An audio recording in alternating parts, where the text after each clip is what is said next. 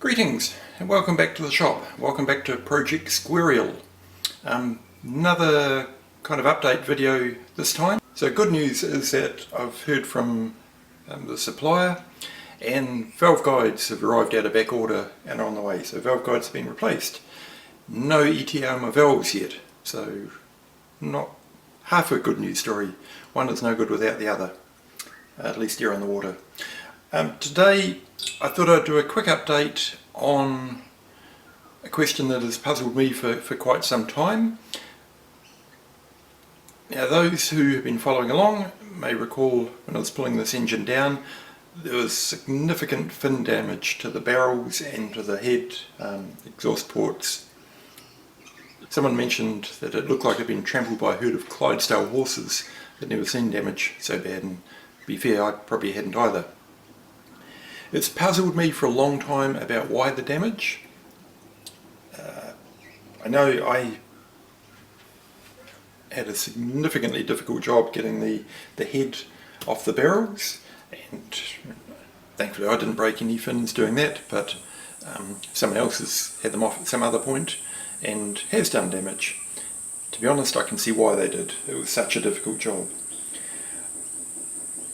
I'd kind of working on the assumption that it was due to age and that the head studs were frozen into the holes in the head, and that's what had caused the damage. Now Linton the welder kind of picked up on a point, and he noticed that the edges of the holes were kind of mushroomed flat over. I didn't think too much of it at the time, but he did run around with a countersink and just drill them all out so that wouldn't be an issue. Now, since been reading up about square for Ariels and head gaskets and Ariel's blowing head gaskets, the earlier models, not so much of a problem on the Mark II that I have, but certainly on the Mark Is and the earlier models, blowing head gaskets was a big issue. In reading up about that and following a few other breadcrumb trails of things that go wrong with them, I found that what actually happens is that when you steel head studs in these, that the expansion rate of the alloy is quite significantly different to the expansion rate of the steel. And what happens is, through heat cycles, you get that expansion, contract, expand, contract, and over time these top holes actually mushroom into the stud and kind of crimp on the stud. And that's why I couldn't get the head stud off. It wasn't frozen down in here that I thought it was actually nipped up in here. So there's what, 1, 2, 3, 4, 5, 6, 7, 8, 9, 10. There's 10 studs here that is nipped up on. Studs down here, I don't think they would affect it. So that's the 10 on the main head. They all crimp up onto the stud, and of course that stops the head coming off. That makes sense. It also makes sense that Linton noted it and he relieved the tops. What to do about it? What to do about it is put in stainless studs, which thankfully I ordered stainless studs and I was going to do that anyway. The reason being the expansion rate of the stainless is very similar to the expansion rate of the alloy. So as long as you use a good head gasket. Now there's a German made one for these called an Otto head gasket, which is meant to be the bulletproof one to use. If you use the Otto head gasket, stainless studs, and be very careful with the torquing of the cylinder head, follow the instructions with the head gasket, that problem should not affect any future owners or anyone else who wants to take this engine apart. It does raise another question. If I had to do another one of these and had the same issue, now that I know what's causing it, what to do about it? And to be honest, if any of the viewers have an idea, feel free to comment in the comments below. I thought maybe just cut the studs, the nuts off. Very difficult to get to some of them. The only other thing I could think of would be just to run around and weld the nut onto the end of the stud and just try and carefully pull them all out together, and hopefully that will pull the head off as it winds out of the barrel. There is of course a risk there that it'll just pull the threads in the barrel. I don't know. I really don't know what the answer is, and as I said, please feel free to comment.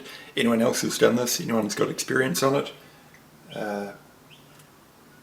I'm usually fairly good at figuring out once I understand the why, I can figure out the what. In this case, I'm not sure what the best solution is.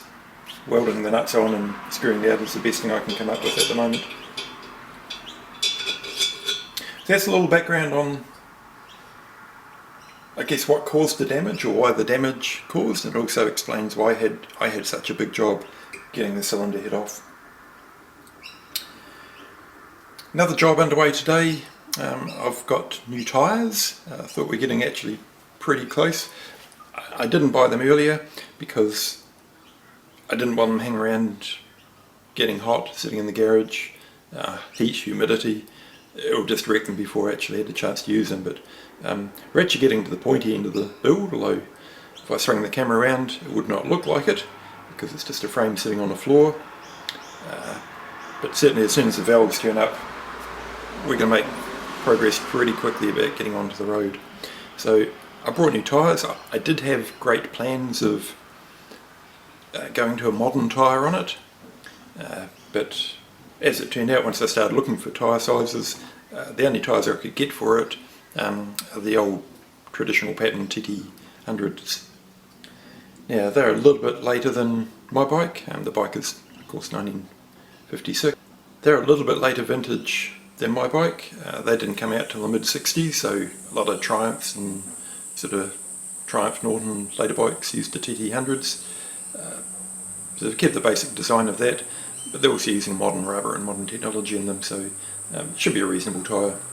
Maybe down the track I'll keep looking and I'll find a more modern pattern for it, or something that kind of looks a bit nicer. I don't think the TT100s are a particularly attractive tyre.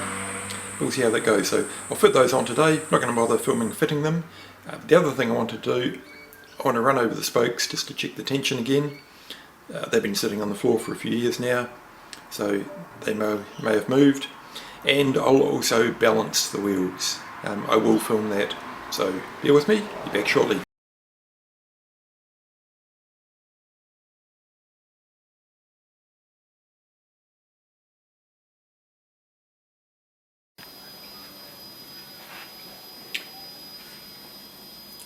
Right, so I've put my shiny new TT100 tyres onto the rims.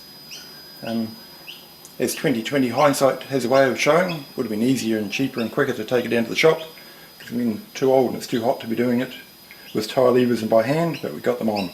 So two jobs left to do now. One, I mentioned it before, these wheels have been sitting around for probably a couple of 3 years since I built them. They're stainless spoke stretch. So I just need to run through them and make sure that the wheel is still true. Also all the heaving and grunting on tyre levers and mallets and everything to get the tyre on. It's quite possible that they've moved it a little bit then too. The other thing I want to do is balance it. I'm sure there are other ways of doing it, but being an old bike, it's not ever going to be on a racetrack or going fast, so I've found that static balancing does the job. Now this hasn't got rim locks or anything, so it shouldn't be too far out. For static balancing, all we wanted to know is that if I put the wheel anywhere in a circle, it'll stay put. This has obviously got a heavy spot in it somewhere, and the heavy spot is finding the bottom of the cycle, so we'll let it settle down.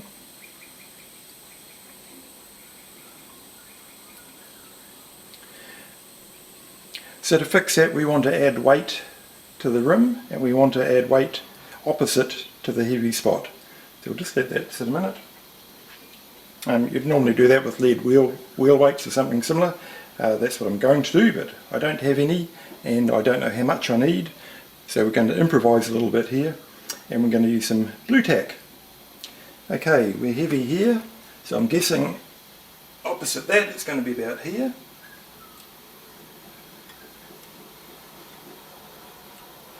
So I'll stick my blue tack on. Okay, so it's still heavy.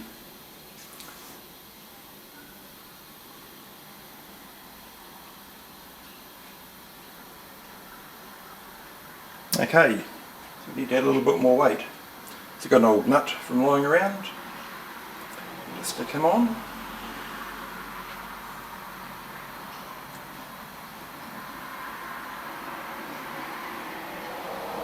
Getting closer, but still not quite enough, is it? We can still seal. The wheel won't stay in place. Okay. Another nut. We'll just keep doing this until I get the weight that I need.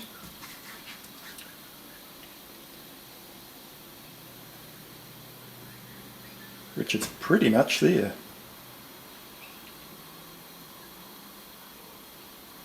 Beautiful.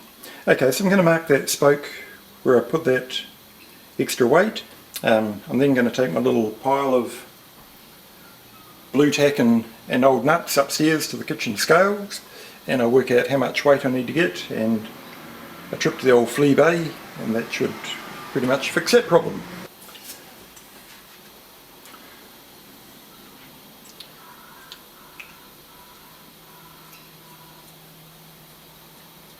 Right, so we've marked the rim where the weight needs to go. Carefully pick that off.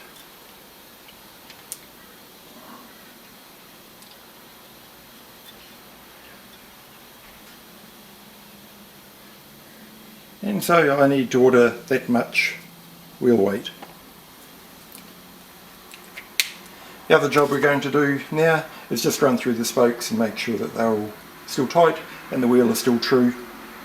So we're starting at the valve, and this is very much just a run through by feel.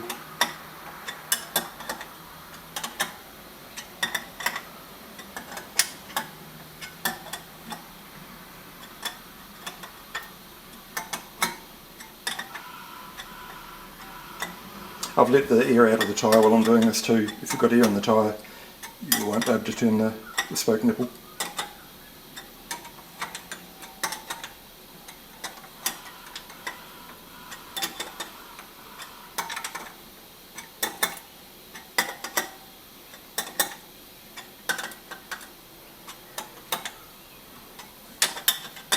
I had a comment in my wheel building video about there was a perceived amount of run out from what the person commenting saw.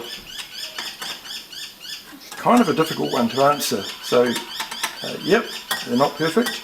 To be honest, they don't need to be. Because again, it's not a race bike, it's not on a, it can be on a rough old road, not a smooth track. The other thing that they're not Formula 1 style rims. I've never seen a rim that is perfect yet. They've always got some little dibbles in them near the join or whatever. So what I found is I always just pick the best side and true to the best side. I can true to this side. I can bet you anything you like if I go around the other side of the rim, it won't be as good as this side. So I know we had it pretty good when I built the wheels.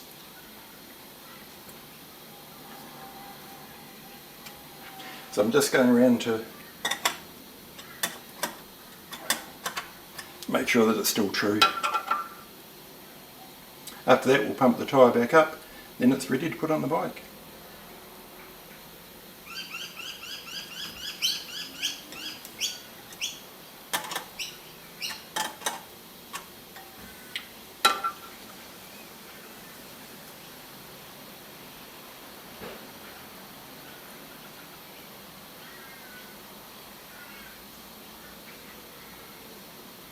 I think that is good. I'll give it another run over once I've done a few miles on the bike. So once I get some weight on it, it probably will move a little bit again, and that should be the end of it. Okay, lastly I want to give a shout out to one of my subscribers, Paul from Toronto, the real estate capital of the world. Hope you're doing well, Paul.